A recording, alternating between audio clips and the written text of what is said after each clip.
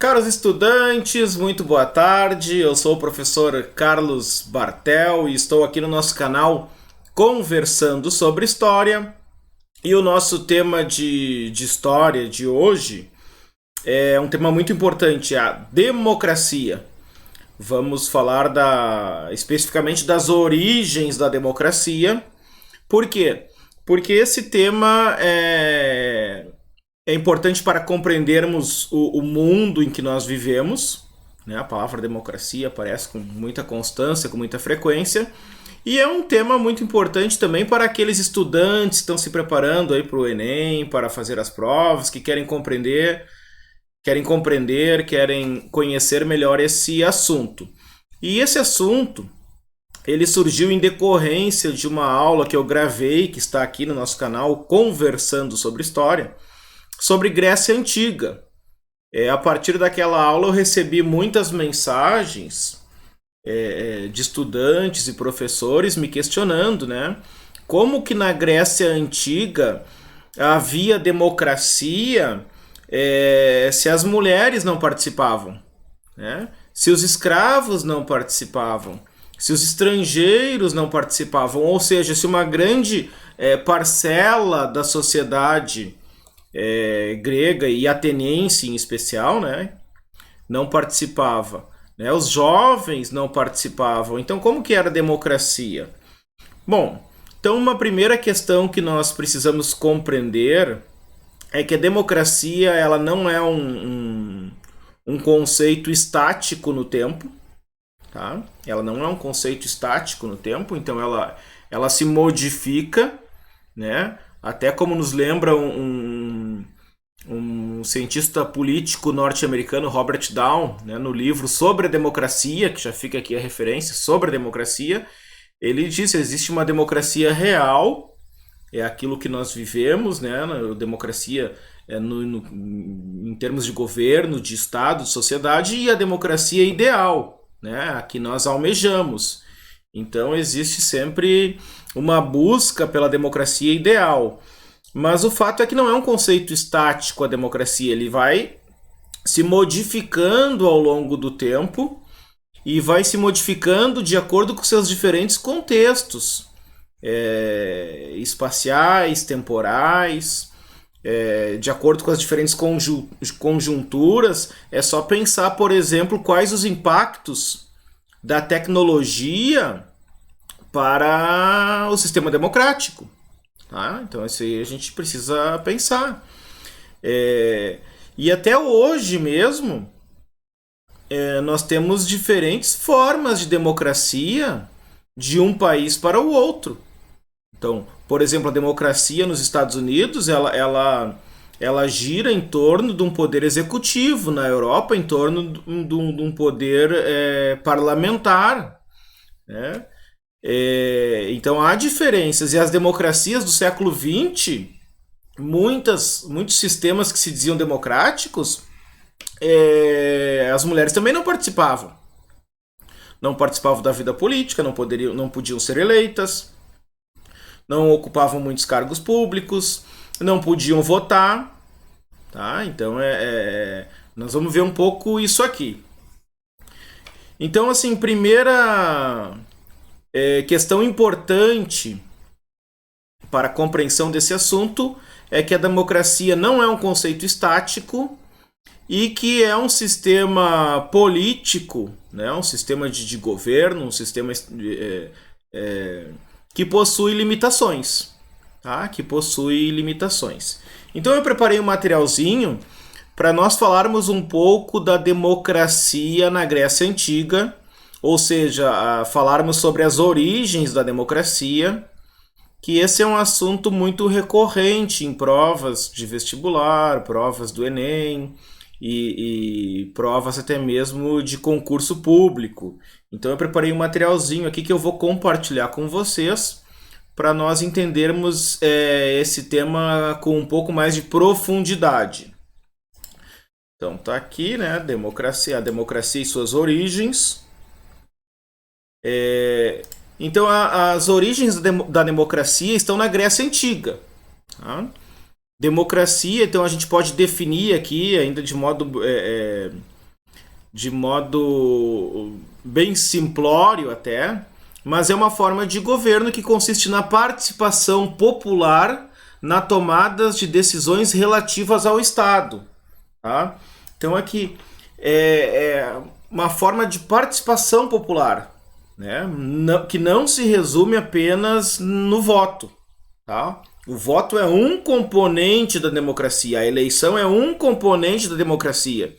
Porque se nós reduzirmos democracia ao voto, nós teremos aí, na realidade, um sistema de eleitorismo e não democracia. Democracia, ela é garantidora de direitos, ela pressupõe deveres, né? Então a democracia pressupõe cumprimento das leis, tá?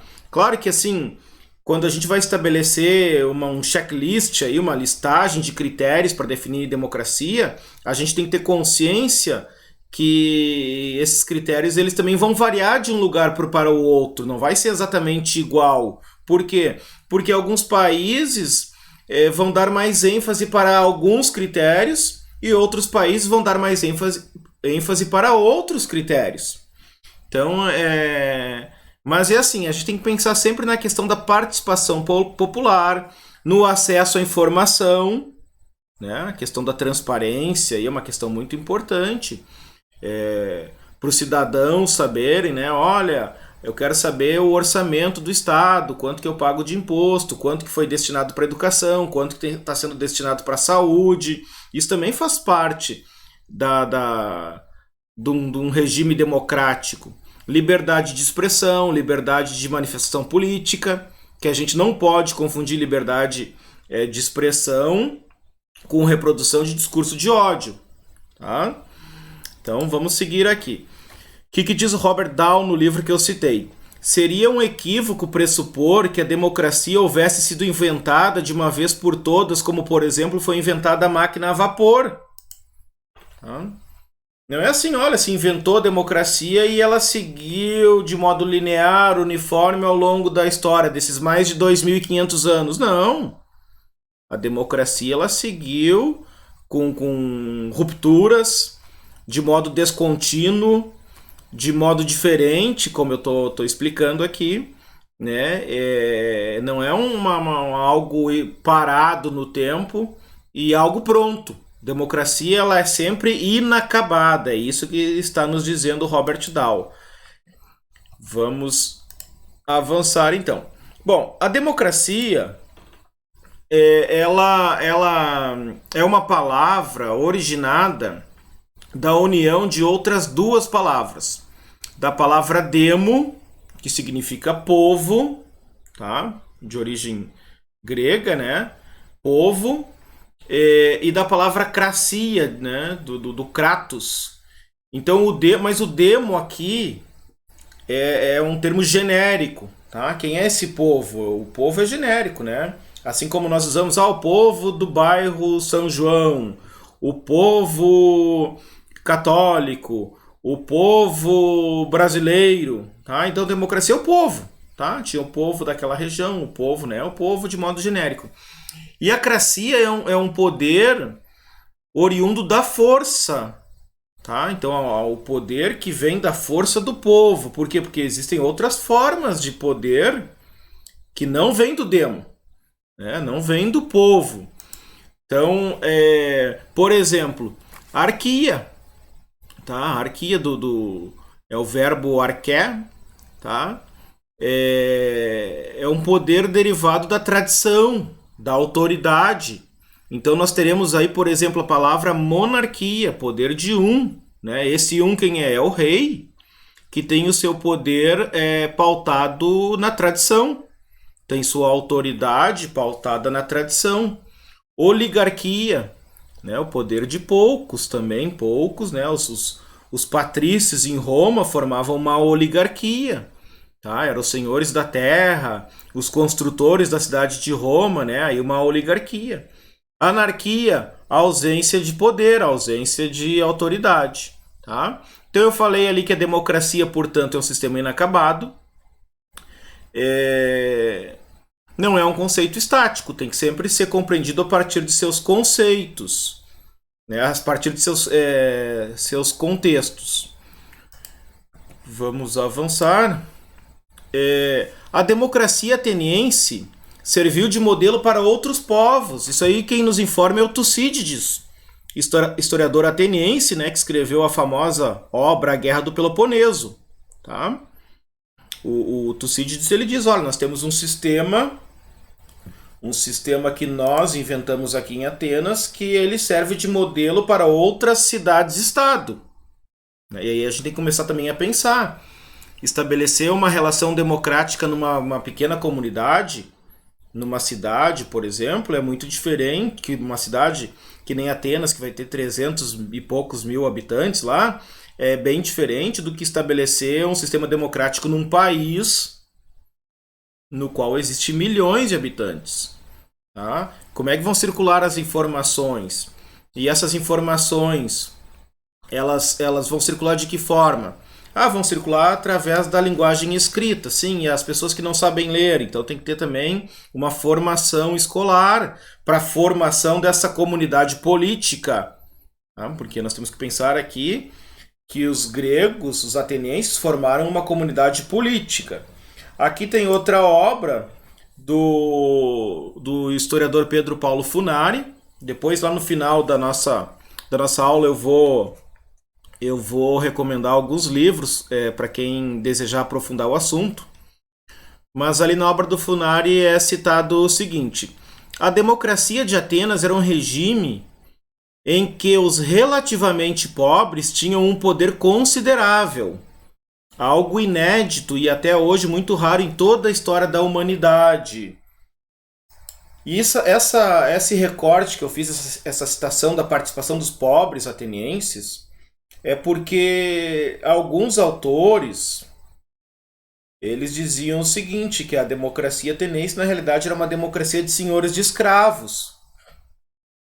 E o que não se comprova, não se sustenta essa argumentação. Por quê? Porque muitos trabalhadores eram cidadãos em Atenas e participavam da vida política, tá? E não tinham escravos, eram artesãos, camponeses e participavam, faziam parte da comunidade política. Então não se sustenta essa argumentação aí, como bem nos mostrou o Pedro Paulo Funari. Quer dizer, os pobres participavam, e isso é algo inédito na história até então. Aqui nós temos um mapinha da Grécia que eu selecionei, né? Porque a gente tem que...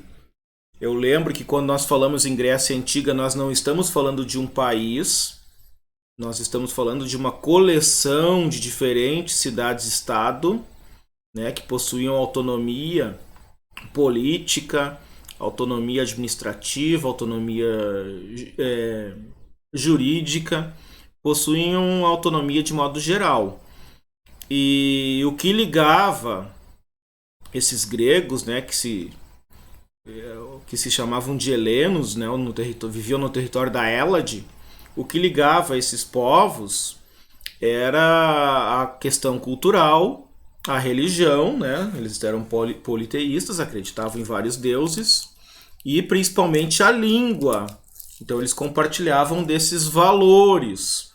Agora, inclusive eles combatiam entre si, porque a gente não pode pensar muitas vezes ingenuamente, porque eles possuem a mesma identidade cultural, que eles são solidários, que eles são associados. Não, eles eram rivais, cidades rivais.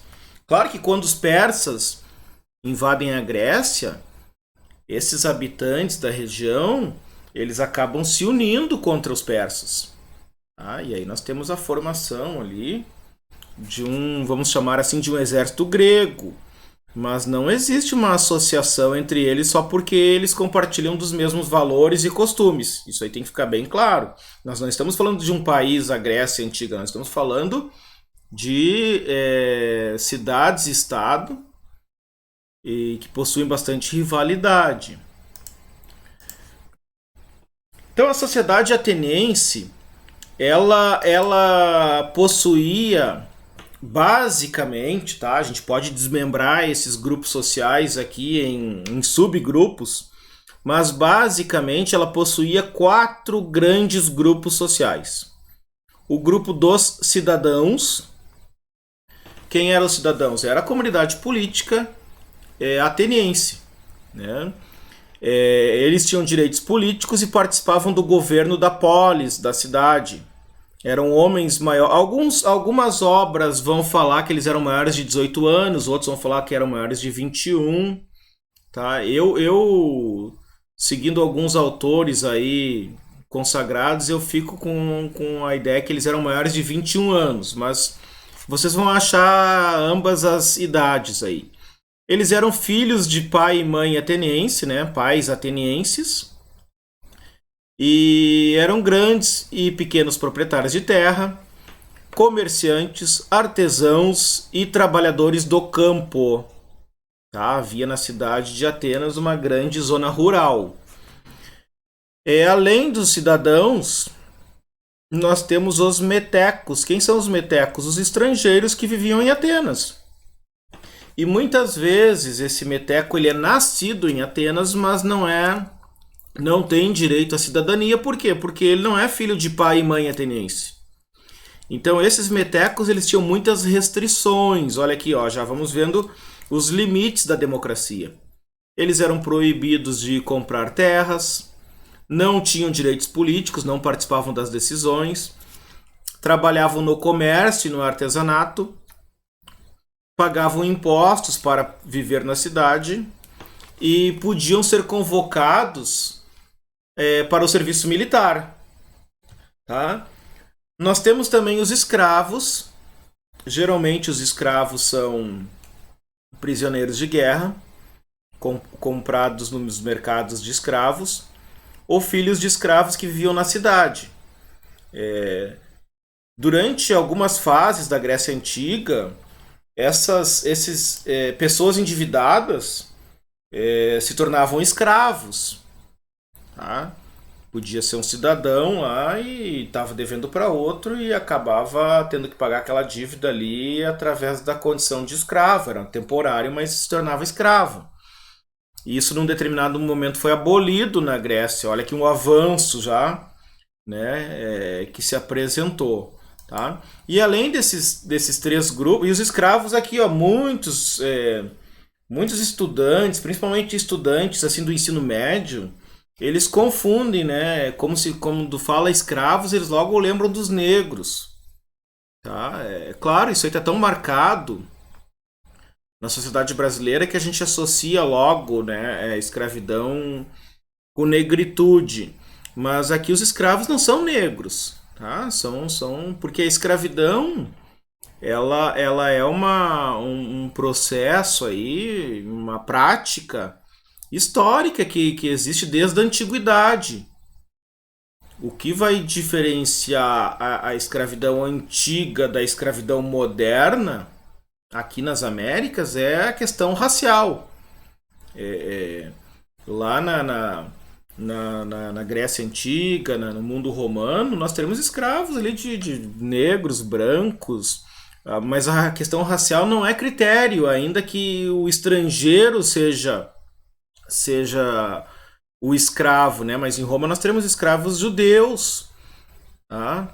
Existe então aqui um pensamento xenofóbico, mas não podemos pensar em termos de raça, a escravidão na antiguidade, e é um anacronismo. E além dos 3 grupos, eu coloquei também as mulheres. Por quê? Porque as mulheres, né, elas representam um grande segmento da sociedade ateniense e grega de modo geral, e elas são consideradas um ser humano, elas não são cidadãos, né? Um ser humano de segunda categoria, né? Que existe para procriar ali, para procriação. E elas não participam, então, da vida política. Elas têm deveres, mas não têm direitos. Né? Então aqui nós temos uma grande limitação da democracia ateniense. Ah, mas agora porque as mulheres não participam, então não é democracia? É democracia. Mas é uma democracia extremamente imperfeita. Uma democracia extremamente incompleta. Ainda que a democracia seja um sistema inacabado, existem democracias mais avançadas que outras. Né? Até hoje a gente pode questionar, é uma questão para se pensar. Existem democracias mais avançadas do que outras? A gente pode imaginar que sim, e até afirmar que sim. Democracias que a população participa mais ativamente da vida social e política, que elas têm direitos sociais e civis. Né? Existem países, é só a gente pensar nas políticas de bem-estar social de muitos países europeus, né? E nas políticas restritivas de direitos aqui da América Latina em especial. Então, cada vez o trabalhador tem menos direitos, o cidadão tem menos direitos. Quando se privatiza saúde, educação, ele perde aquele direito porque só tem acesso àquele direito quem tem condições de pagar. Mas tem o outro lá que não é tão bom assim para quem não pode pagar. Sim, mas aí é uma formação já mais precária. E aí nós temos aqui o problema que caracteriza a nossa sociedade aqui nas Américas, na América Latina. É o problema da desigualdade. Né? Ou seja, alguns têm mais condições que outros. Mas vamos seguir aqui então.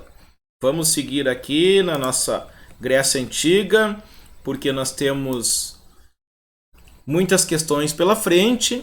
Em 431 a.C., havia na Ática ali, onde se localiza a cidade de Atenas, em torno de 310 mil habitantes.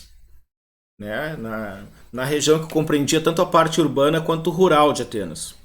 E ali, assim, falava entre 115, o livro do Funari, por exemplo, ele cita 115 mil cidadãos e suas famílias, mas não aprofunda maiores informações. Então eu fiz um cálculo ali que havia, dividir por 3, né?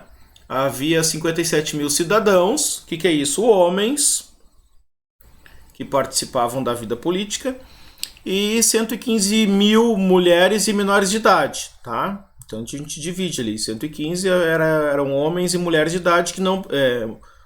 115 mil eram mulheres e menores de idade que não participavam da vida política. 110 mil escravos e quase 29 mil estrangeiros. Tá? Até meados do século 8 a.C., Atenas foi governada por um rei, um monarca, né? Era o poder da tradição. E o monarca acumulava funções de juiz, sacerdote e chefe militar. Após o governo foi passado para as mãos de representantes da aristocracia, tá? O governo dos melhores, né? Os arcontes, que comandavam o governo da cidade. Então aqui é uma elite que governa a cidade de Atenas. Diante dos abusos da concentração, aqui também é um dos motivos pelo qual vai surgir a democracia, são os abusos e a concentração de poder nas mãos da aristocracia, né, que significa governo dos melhores. Quem era a aristocracia? Geralmente proprietários de terra e grandes comerciantes ali que tinham um alto poder econômico. Grande parte dos atenienses, né, comerciantes, artesãos, trabalhadores do campo, exigiram reformas sociais. O mesmo aconteceu lá com a plebe em Roma. Os plebeus desejavam participar e protestaram contra os patrícios. Mas aqui os trabalhadores ali começaram a protestar. Então no século 7 e 6 a.C. surgiram muitos reformadores. Para que serve o reformador? Ele vai modificando ali as condições políticas e sociais, no sentido de que aquelas condições ele correspondam aos anseios dos grupos que lutam por direitos. Então, por exemplo, Drácon, ele impôs leis escritas para acabar com as vendetas, né? Guerras entre famílias por vingança. E Solon libertou os cidadãos endividados da escravidão. Aqui duas questões são importantes. A primeira, a lei escrita, ela te dá algumas garantias, tá? Ah, não, eu disse isso, mas não era bem assim que eu estava dizendo, eu não disse nada, não foi isso que eu falei, tá? Tá lá, tá escrito. Então todos têm acesso àquela informação ali literal. Isso também aconteceu em Roma com a lei das 12 tábuas, tá? Em Roma lá, os plebeus conseguem um cargo que tinha muitas imunidades ali, que era o tribuno da plebe, que era um magistrado que falava em nome dos plebeus, da população, do povo. Tá? Então, essa primeira questão aí, as leis escritas, né, o Drácon, e o Solon, ele acaba com a escravidão por dívidas. O cidadão não pode mais ser escravo, vai resolver essa tua dívida aí de outra maneira, mas não um cidadão. Como que um cidadão vai ser escravo? Tá? O cidadão tem direitos. Né? E escravo, o que determina, o que define a condição de escravo? Primeiro ele perde a sua condição humana, ele se transforma em coisa. E o escravo não possui direitos, tá? Pelo menos a priori, porque aqui no Brasil, durante o abolicionismo, muitos escravos vão inclusive entrar na justiça e vão ganhar essas ações de liberdade, né? O que do ponto de vista jurídico é uma contradição, porque o escravo não possui direito, ele não tem a cidadania, e como é que ele entra na justiça e ganha ação? Então esse é um tema bem interessante para se debater. Em 621 a.C., o Arconte, tá? O Arconte era como se fosse um prefeito da cidade, assim, para simplificar a nossa explanação aqui. Em 621, o Arconte Drácon foi encarregado de redigir um código de leis obrigatórias para todos, mas manteve os privilégios dos aristocratas. A expressão medida draconiana, que até hoje é usada no direito, né, significa medida severa e inflexível. Indica o espírito das leis constituídas por Drácon. Tá? Uma medida draconiana é uma imposição assim, vertical, de cima para baixo. Tá? Isso aí é muito usado no direito, até mesmo na política. Em 594 a.C., Solon pôs fim à escravidão por dívidas, libertou os devedores escravizados. Na época de Solon foram criadas duas instituições, a Eclésia e a Bulé. A Eclésia é a praça pública. Tá? A Eclésia é uma assembleia.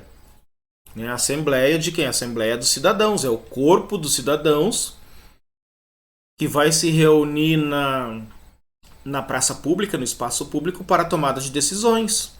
Então todo cidadão tinha direito de ir lá na praça pública e dar a opinião dele, se manifestar, argumentar. Tá? Então, assim, a principal praça pública da cidade de Atenas cabia até 42 mil pessoas. Tá? Todos tinham direito de se manifestar. Imagina uma assembleia com 40 mil pessoas. Né? Claro que aí também tinha mecanismos. Por exemplo, vamos ver aqui os mecanismos para a coisa poder andar. A democracia ateniense, portanto, ela era direta, diferente da nossa aqui no Brasil, que ela é indireta, ou seja, ela é representativa. Eu voto em alguém que vai lá no parlamento ou no poder executivo me representar enquanto cidadão. Tá? Eu voto em alguém, esse alguém vai lá, fala por mim. Então é o meu representante. Claro que muitas vezes até pode fazer algo diferente daquilo que eu desejo. Por isso que é importante nós conhecermos aí os candidatos, as propostas dos partidos em quem nós votamos. Por exemplo, se eu defendo a bandeira da educação, eu tenho que votar em partidos, em candidatos que defendam também a educação. Ah, não, o candidato não acha tão importante, porque a gente pode diminuir o orçamento da educação, a gente pode investir em estradas, em infraestrutura, em saúde, educação não. Mas se eu defendo isso, então eu não posso votar nesse candidato. Tá? Ou até posso votar sabendo que ele não vai corresponder aos meus interesses. Se eu defendo uma saúde pública, eu tenho que ver um candidato, saúde pública para todos, um candidato que não defenda a privatização da saúde. Então, assim, no Brasil, nos últimos anos, a política ela foi criminalizada. Tanto é que a gente fala, os políticos, né? A política a gente logo pensa em corrupção, em roubalheira. E a política não é isso. A política é uma prática saudável de tomada coletiva de decisões. Tá? Então tem uma frase que se diz assim, uma frase do senso comum que se diz: política, futebol e religião não se discute. Olha só que armadilha. Porque política é algo que diz respeito a todos, inclusive aqueles que não gostam de política. Tá? Política não é algo para se gostar ou não gostar, ou gostar ou se apaixonar. Política é algo importante nas vidas de qualquer cidadão. Agora, futebol é um lazer, um entretenimento que se tiver ou não tiver futebol vai fazer pouca diferença nas nossas vidas, tá? Então é um lazer, tá? Então pega uma coisa séria e joga junto com outra ali. Não dá para equiparar as duas, tá? Política a gente tem que conhecer e compreender. Futebol é de cada um. E religião é algo de fórum íntimo. Cada um tem a sua, todas as religiões são boas, né? Desde que não queira enfiar a goela abaixo a sua religião, todas as religiões são boas. Claro que as religiões são boas, né? Não o fanatismo religioso. Assim como também o fanatismo político não é nada bom. Tá? Então a política é a arte da negociação para o estabelecimento de negociações de caráter coletivo visando o bem da população, tá? Se não de todos, pelo menos da grande maioria. Ah, mas aí não tem, eu vou lá no posto de saúde e não tem medicamento, mas aí que eu digo, é um processo que vai se construindo, né? Vai se construindo. E o próprio fato do cidadão ir lá e se manifestar que está insatisfeito, isso aí faz parte da democracia. Numa ditadura nós não temos esse direito.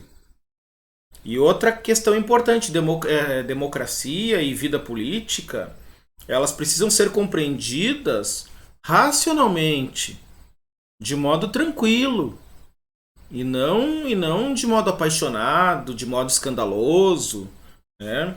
Porque no Brasil aqui a gente mistura muita questão de caráter moral, né? Não é nem moral é algo bom, né? Mas assim, um moralismo. E os corruptos têm que acabar, isso aí é um mal. Claro que é um mal, mas corrupção é crime. Corrupção não é política. Política é uma coisa boa que a gente tem que discutir visando sempre uma vida melhor. Tá? Mas vamos continuar aqui então, porque nós estamos falando da democracia. Então em Atenas a democracia era direta.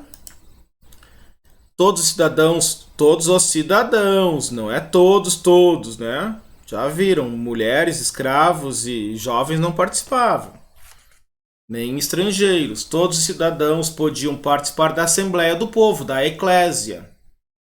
E tinha a Bulé, que alguns traduzem como Senado, que era um corpo formado, né, um corpo político formado por 500 cidadãos maiores de 30 anos. Eleitos por sorteio com mandato de 1 ano. Olha só que interessante isso aqui. Eles não eram eleitos pelo voto dos outros cidadãos. Eles eram eleitos por sorteio. Por que isso? porque eles partiam do princípio que todos eram iguais.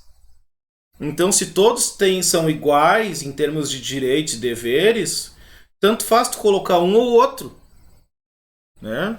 E assim, no Brasil a gente fala de modo muito equivocado da meritocracia. Ah, não, mas o cara que vai se dar bem na vida é aquele que estudou. Sim, aí tem um que nasceu filho lá de pais que são pessoas que têm formação superior, pessoas que têm um determinado poder aquisitivo, que vão pagar curso de inglês para o filho, que vão estudar nas melhores escolas, que vão viajar, vão conhecer o mundo, vão ter acesso à tecnologia, tá? Não vão passar fome, vão ter roupa de qualidade. E aí tem o outro que lá nasceu lá num barraquinho, né? O pai foi preso, a mãe está desempregada, a criança quando é pequena passa fome, aí em vez de ir para a escola tem que ajudar a família a trabalhar, muitas vezes essa criança vai sofrer violências diversas, né? Não vai para quando vai para a escola vai sem calçado, como eu que já ministrei aula na região metropolitana de Porto Alegre. Eu trabalhei em escolas de periferia que as crianças iam sem calçado para a escola. E aí, crianças que iam na escola em função da merenda. Tá? E aí, não, mas todos têm. Essas crianças elas vão competir em condições de desigualdade com aquele outro exemplo que eu dei. Tá?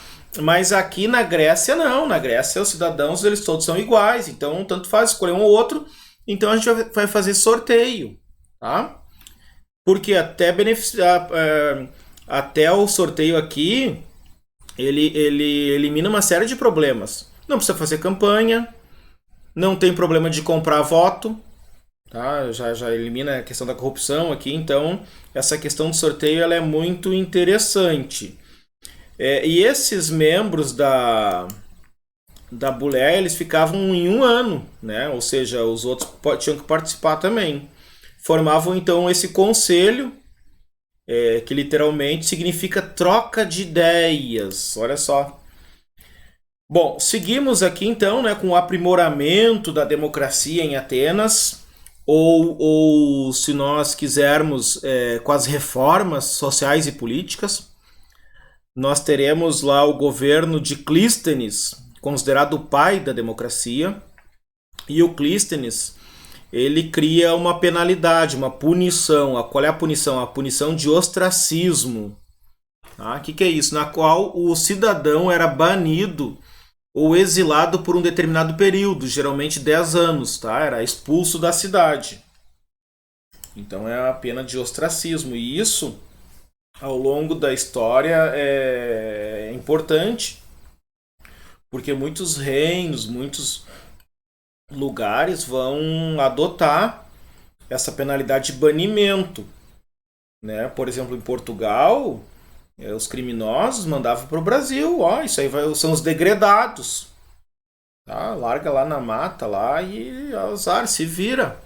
E daqui a pouco até esse cara ajuda o reino de Portugal, porque ele vai fazer contato ali com os povos indígenas e vai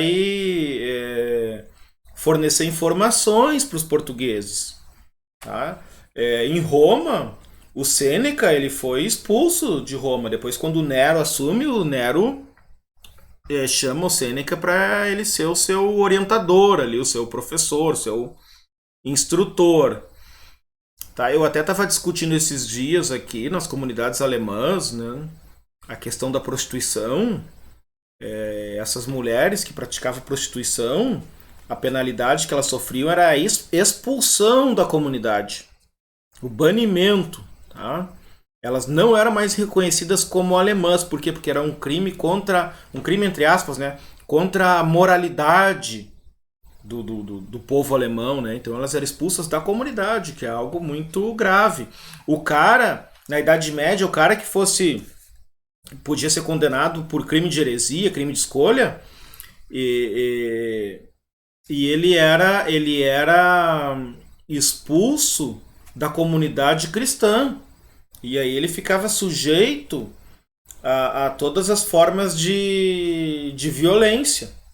Né? Imagina daqui a pouco um guerreiro, um nobre lá, ele é expulso da comunidade cristã, ele é banido da comunidade, os outros podem atacá-lo, porque ele não faz mais parte daquele corpo ali. Tá? Então aí também, se ele é excomungado, né? O que é ser excomungado? É ser expulso. Expulso do quê? Da sua comunidade. Então ele inventou essa pena de ostracismo. A penalidade, né, era votada na eclésia, ou seja, votada na assembleia. E o termo deriva do método de votar, que consistia na escrita do eleito, do nome do eleito, em um pedaço de cerâmica denominado ostraco ou ostracon. Tá? Então até existem documentários aí bem interessantes que mostram, né, na época de Péricles, alguém cometia, né, alguma infração e aí ia ser julgado ali o cidadão, se pegava os cacos de cerâmica e escrevia o nome da pessoa. Depois se contava aqueles cacos ali, os ostracon, e se ele tivesse mais com nome do que sem nome, ele acabava sendo expulso, imagina? Daqui a pouco o cara tem todo o seu patrimônio, a sua casa, a sua família e acaba tendo que sair da cidade por um período de 10 anos, não pode retornar. Tá? É uma pena bastante severa. E em Roma, alguns eram expulsos aí de modo vitalício. Tá? Nunca mais poderia retornar. Tá? Então, a democracia ateniense, com as suas limitações e imperfeições, atingiu o seu auge no século V a.C., chamado de o século de ouro de Atenas, né? Também conhecido como o século de Péricles. Vamos seguir aqui. Durante o governo de Péricles, em 461 e 429, a democracia ateniense atingiu a sua plenitude e ela estabeleceu aí 3 princípios, tá? E usados, alguns princípios, né, usados até os dias de hoje, inclusive se encontram na nossa Constituição aí, Constituição brasileira. Por exemplo, isso aqui é fundamental para compreender a democracia ateniense, o princípio da isonomia. O que é a isonomia? A igualdade de todos perante a lei. Tá? No serviço público, nós precisamos ter isonomia. Todos são iguais perante a lei. Eu não posso beneficiar um em detrimento de outro. Tá? Todos têm. Num concurso público, tem que ter isonomia. Todos os candidatos têm os mesmos direitos, as mesmas possibilidades. Não posso. Claro que existem critérios técnicos. Concurso para medicina não é qualquer cidadão que pode participar. São aqueles cidadãos que têm o diploma, que têm a condição de exercer a medicina. Tá? Aí, a partir da inscrição desses candidatos àquela vaga, todos têm os mesmos direitos. Princípio da isonomia. A outra aqui é a isegoria. Igualdade de direito ao acesso à palavra na Assembleia. Todo cidadão que chegar lá na eclésia, né, a eclésia se reunindo na ágora. O que é a ágora? É a praça pública, que fica próximo da Acrópole, a parte alta da cidade, onde ficava o Partenon. Cidadão chega lá na ágora e eu quero falar. E é garantido o direito de fala dele.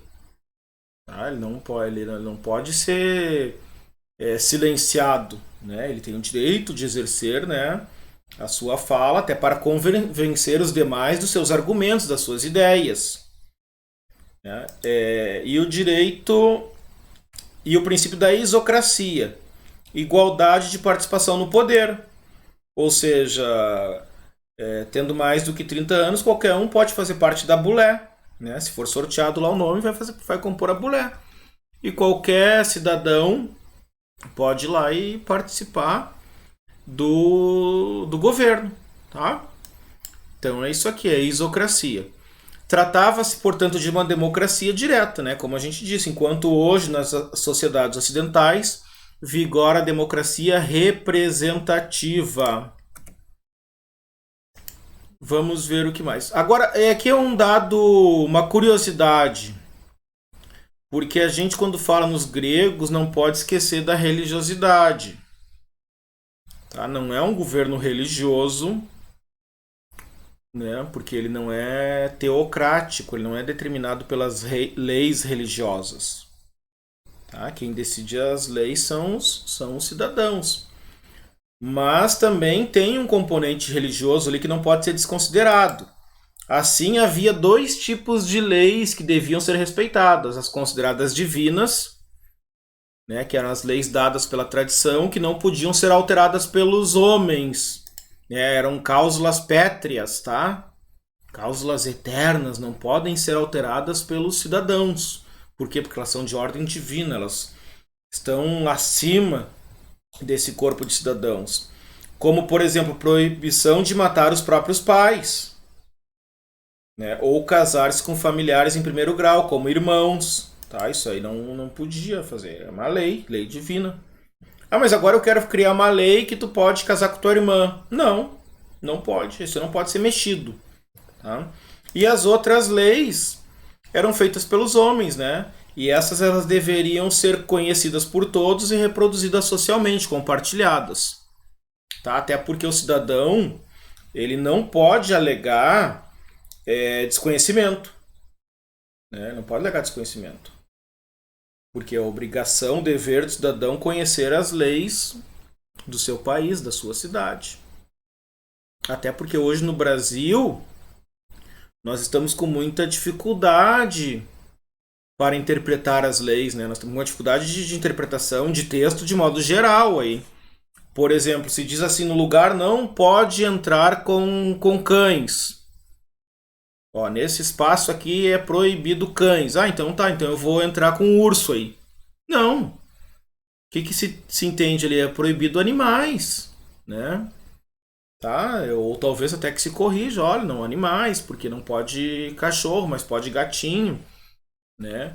Mas a gente não pode, a lei, ela também tem uma margem ali de interpretação do cidadão. Não é assim, não é assim, por exemplo, não pode entrar com cachorro e aí eu não, mas ou seja, o que eu quero dizer aqui? A lei não precisa dizer tudo. Tá? A lei não precisa dizer tudo. Por quê? Porque tem coisas que estão implícitas na lei. Né? Estão implícitas na lei. Tá? Então tem muitas. Por exemplo, entorpecente é proibido. Ah, mas eu não sabia que isso aqui era entorpecente. Alegou ignorância. Então a gente tem que interpretar as leis também. Mas a lei, de modo geral, ela sempre possui uma racionalidade, tá? A lei não é assim, feita por acaso. Ah, lá o presidente inventou uma lei, o governador inventou, o deputado inventou. Sim, até pode inventar. E os nossos legisladores estão ali para isso, para inventar leis. Tá? Agora, o fato de inventar não significa que ela vai ser imposta de cima para baixo. Elas vão ser discutidas, vão ser analisadas tecnicamente, né? Porque a situação social ela contribui muitas vezes para a feitura da lei. Aí eu lembro aqui, por exemplo, final dos anos 80, anos 90, se eu não me engano, quando se tornou obrigatória a lei do cinto de segurança. Ah, muita gente resistia, não queria usar o cinto de segurança porque o carro podia capotar e explodir e o cara ia morrer preso. O carro caía num rio, o cara ia morrer afogado. Então a lei sabe, situações mirabolantes. E aí com o tempo foi se criando uma consciência e hoje ninguém mais fala do cinto de segurança. O outro exemplo é o cigarro, né? Ah, como que tá proibido fumar em restaurante, proibido fumar no espaço fechado, que absurdo, né? Hoje em dia ninguém mais discute isso.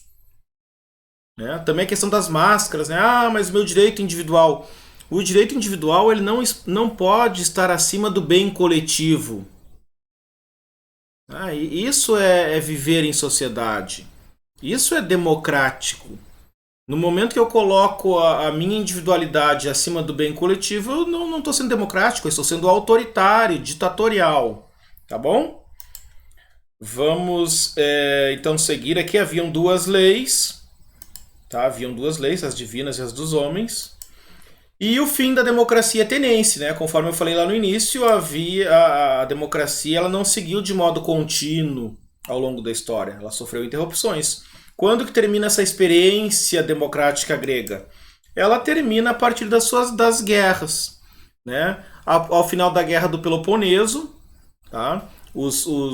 De modo bem geral, aqui os persas tentam invadir a Grécia, dominar a Grécia, os gregos se unem, travam uma guerra contra os povos persas. Aí nessa guerra vai ter a famosa Batalha das Termópilas, e os gregos vencem, né? Se cria ali a famosa Liga de Delos, para que as cidades criem um sistema de solidariedade caso a Hélade seja ameaçada por invasores externos. Se tem um orçamento para essa liga, esse orçamento é controlado por Atenas. Atenas começa a desviar dinheiro do orçamento, inclusive o Partenon é criado com esse dinheiro da liga de proteção. Algumas cidades insatisfeitas com isso se revoltam, né? E Esparta declara guerra a Atenas e cria ali um conjunto de cidades-estado que vai entrar em confronto com Atenas.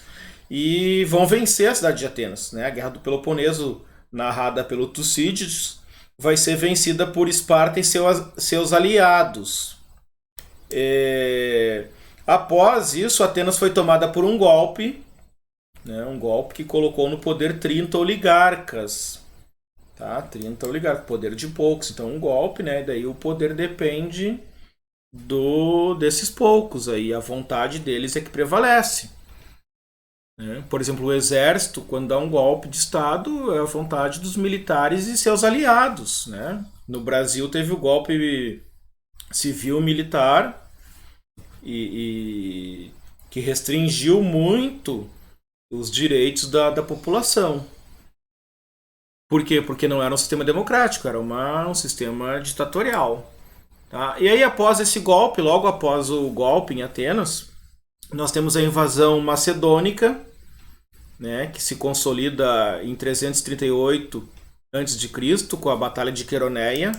E aqui é um dado interessante, uma hora eu vou fazer um vídeo sobre os macedônicos, porque os habitantes da Hélade não consideravam os macedônicos gregos. Né, o Filipe, o Alexandre o Grande, não consideravam eles gregos. E eles, os macedônios, se consideravam gregos. Nós acreditamos nos deuses.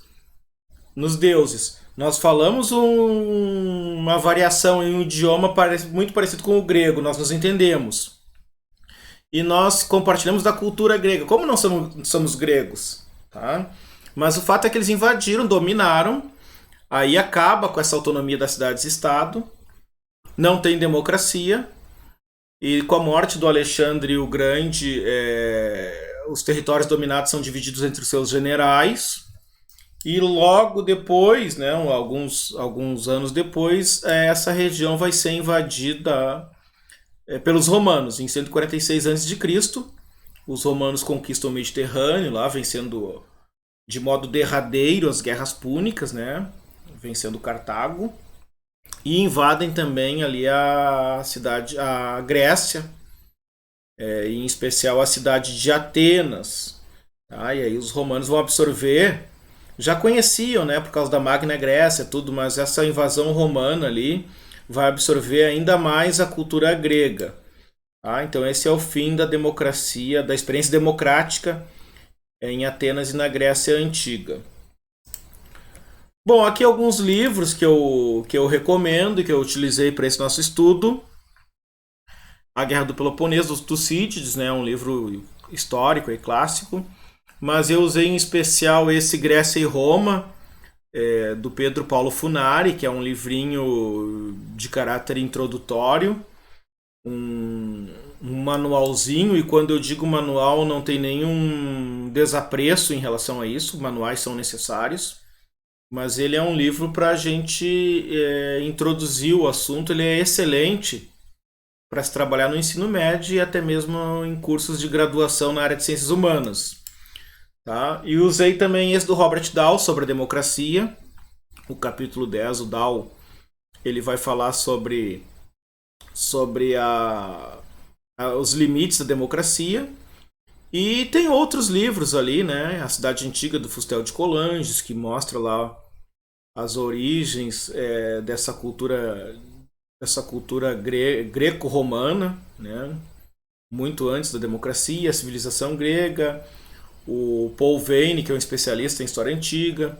Esse outro livro aqui, História Antiga, do, do Guarinello.